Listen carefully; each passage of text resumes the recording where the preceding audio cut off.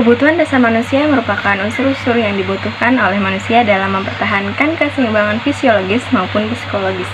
Kebutuhan dasar manusia menurut Abraham Maslow dalam teori hierarki kebutuhan menyatakan bahwa setiap manusia memiliki 5 kebutuhan dasar, yaitu kebutuhan fisiologi, keamanan, cinta, harga diri, dan aktualisasi diri. Adapun prinsip-prinsip dalam kebutuhan dasar manusia, yang pertama homeostatis, yang kedua hemodinamika.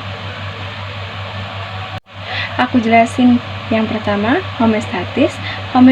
Homeostatis merupakan tubuh untuk mempertahankan keseimbangan dan menghadapi berbagai kondisi yang dialami.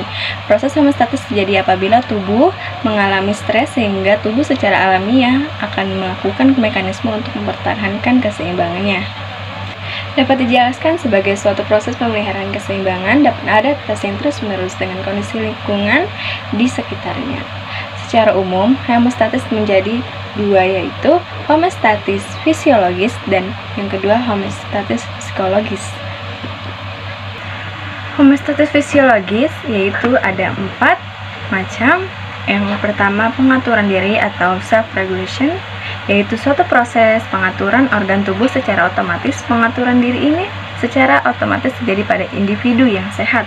Kemudian yang kedua, kompensasi, yaitu proses rekreasi seluruh tubuh terhadap kondisi abnormal yang terjadi. Salah satu contoh kompensasi adalah tubuh gemetar sebagai upaya mempertahankan keseimbangan suhu tubuh di lingkungan yang dingin. Yang ketiga, umpan balik negatif merupakan proses yang terjadi ketika tubuh berada dalam kondisi abnormal, yaitu tubuh secara otomatis akan melakukan mekanisme umpan balik terhadap respon pandangan berkunang-kunang ketika seseorang mengalami anemia. Yang keempat, umpan balik positif, yaitu untuk mengoreksi ketidakseimbangan fisiologis, misalnya denyut jantung akan meningkat jika seseorang mengalami hipoksia sebagai upaya untuk meningkatkan peredaran darah dan oksigen ke sel tubuh. Kemudian yang B, homeostatis psikologis, berfokus pada keseimbangan emosional dan kesejahteraan mental individu. Proses ini diperoleh melakukan pengalaman hidup dan interaksi dengan individu lain, serta dipengaruhi oleh norma dan budaya masyarakat. Misalnya, individu akan tertawa ketika merasa senang dan menangis ketika merasa bersedih. Kemudian yang kedua, hemodinamika merupakan pertukaran energi secara terus-menerus antara manusia dengan lingkungan sekitarnya.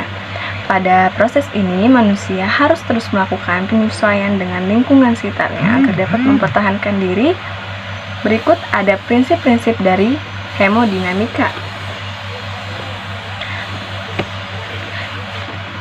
Ada 3 yang termasuk dalam hemodinamika. Yang pertama, integritas, yaitu prinsip utama dalam hubungan antara manusia dengan lingkungan yang tidak dapat dipisahkan. Sepanjang hayat, interaksi antara manusia dengan lingkungan yang saling mempengaruhi akan selalu terjadi. Kemudian yang kedua, resonansi, yaitu proses kehidupan selalu berirama dan frekuensinya bervariasi karena manusia memiliki pengalaman beradaptasi dengan lingkungan sekitarnya. Kemudian yang ketiga, helis, yaitu prinsip bahwa setiap perubahan dalam proses kehidupan manusia berlangsung secara perlahan. Sebelum masuknya teori dari Abraham Maslow, yang sang pencetus teori hierarki kebutuhan Maslow, lahir pada tanggal 1 April 1908 di kota New York, Amerika Serikat. Lebih tepatnya, Abraham Maslow dilahirkan di Brooklyn dengan nama lengkap Abraham Harold Maslow. Abraham Maslow dibesarkan di keluarga. Kita masuk ke pengertian dari teori hierarki kebutuhan Maslow. Teori hierarki kebutuhan Maslow adalah salah satu teori psikologi yang berguna untuk memicu munculnya motivasi pada seseorang individu dalam memenuhi kebutuhan mereka sehari-hari. Teori hierarki kebutuhan Maslow diperkenal pada tahun 1943 melalui A Theory of Human Motivation melalui acara Psychological Review. Seperti yang sudah kami katakan di awal bahwa secara garis besar Abraham Maslow berpendapat untuk memenuhi kebutuhan tingkat atas seseorang, individu haruslah memenuhi kebutuhan tingkat bawahnya terlebih dahulu dan menggunakan keinginan tersebut sebagai untuk motivasi mereka. Seperti yang Anda ketahui, kebutuhan dasar dari Abraham Maslow ada 5 tingkat, yaitu yang pertama kebutuhan fisiologi. Yang kedua, kebutuhan rasa aman dan nyaman. Yang ketiga, kebutuhan rasa cinta dan kasih sayang. Yang keempat, kebutuhan harga diri. Yang kelima, aktualisasi diri.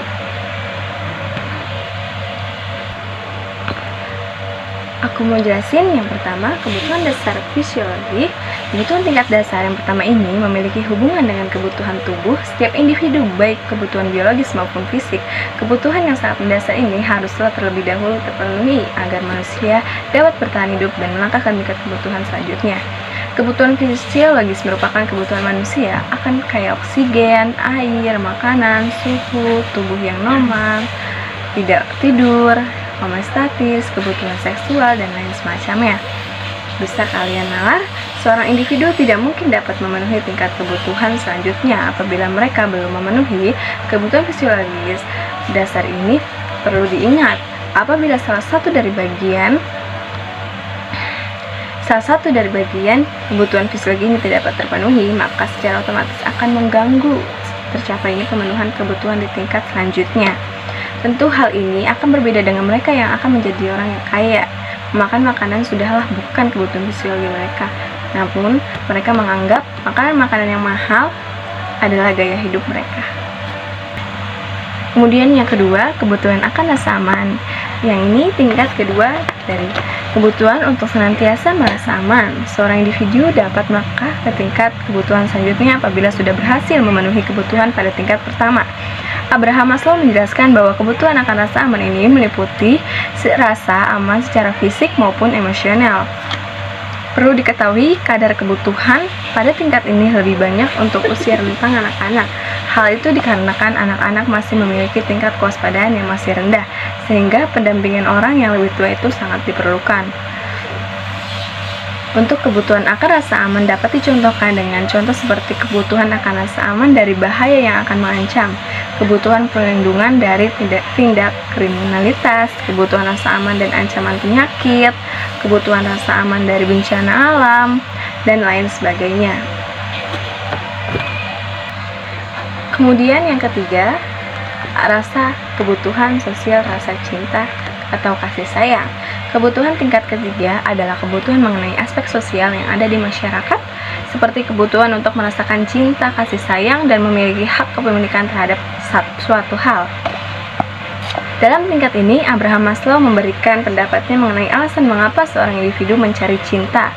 Abraham Maslow menjelaskan latar belakang dari aspek tersebut karena didasari oleh kesepian, kesendirian, depresi, stres, serta kecemasan berlebihan.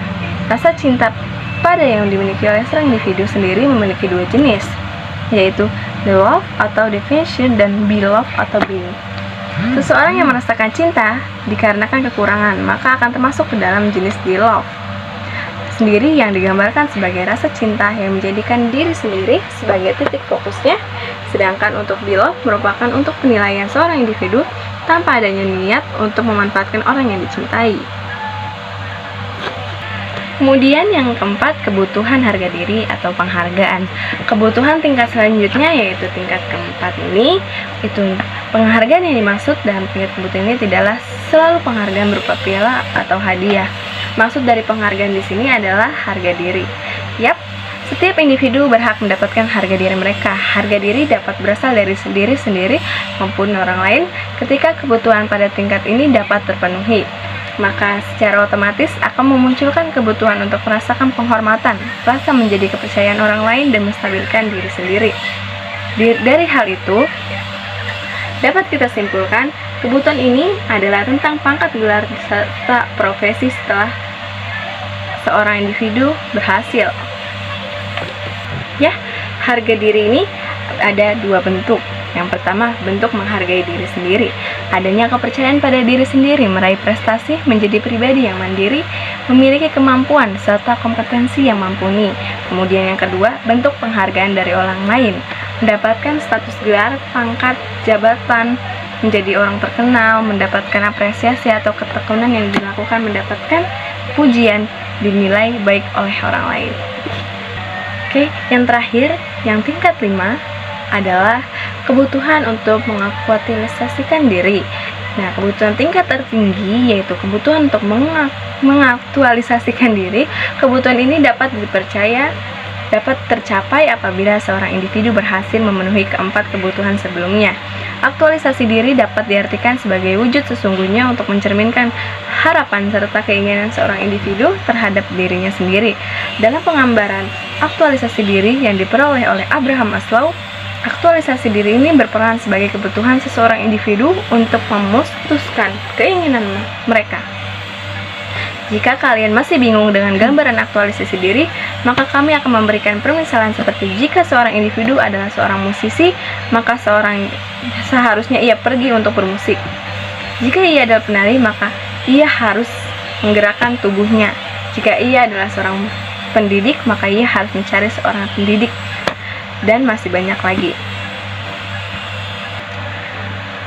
Nah, untuk mengaktualisasikan diri bukanlah sesuatu hal yang mudah dilakukan, karena dalam memenuhi kebutuhan ini, seorang individu haruslah mendapatkan dukungan yang cukup dari berbagai pihak. Dampak yang terjadi apabila kebutuhan pada tingkat akhir ini tidak terpengaruhi adalah timbulnya perasaan tidak nyaman, kegelisahan, tegang, minder, dan lain-lainnya. Adapun yang lebih jelas mengenai penggambaran Abraham Maslow terhadap kebutuhan aktualisasi diri. Yang pertama, acceptance and realism. Nah, ini tuh seorang yang berhasil memahami diri sendiri serta menerima semua kenyataan baik mengenai diri mereka sendiri, orang lain, dan lingkungannya. Kemudian yang kedua, problem centering. Mempunyai pribadi yang suka tolong-menolong dengan sesama, dapat mencari solusi terbaik untuk permasalahan yang mereka hadapi. Kemudian yang ketiga, spontaneity, mampu bertindak spontan dan dapat beradaptasi dalam kondisi tersebut.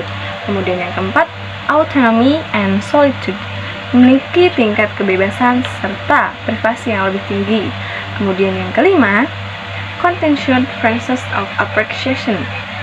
Orang yang berhasil mencapai aktualisasi diri memandang dunia dengan pandangan penuh rasa syukur serta kegaguman yang tak pernah terhentikan. Mereka akan mudah untuk bersyukur sekalipun hanya menerima atau mengalami hal yang kecil. Oke, next ada lagi yang terakhir, yaitu faktor yang mempengaruhi pemenuhan kebutuhan dasar manusia. Yang pertama, penyakit. Adanya penyakit yang terdapat dalam tubuh seseorang dapat menyebabkan perubahan pemenuhan kebutuhan baik secara fisiologis maupun psikologis. Hal ini disebabkan beberapa organ tubuh memerlukan pemenuhan kebutuhan yang lebih besar dari biasanya. Kemudian yang kedua, hubungan keluarga. Hubungan keluarga yang baik dapat meningkatkan pemenuhan kebutuhan dasar karena adanya rasa saling percaya, merasakan ketenangan hidup, tidak ada rasa curiga antara lain dengan yang lain dan lain-lainnya.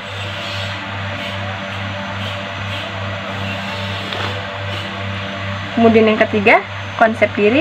Konsep diri manusia juga memiliki peran dalam pemenuhan kebutuhan dasar. Konsep diri yang positif memberikan makna dari keutuhan, wellness bagi seorang. Konsep diri yang sehat dapat menghasilkan diri yang sehat untuk menghasilkan perasaan dan kekuatan positif dalam diri seseorang.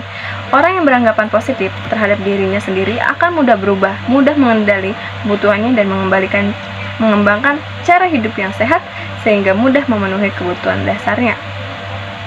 Kemudian yang keempat, tahap perkembangan. Sejalan dengan meningkatkan usia, manusia akan mengalami penuaan dan kelupaan.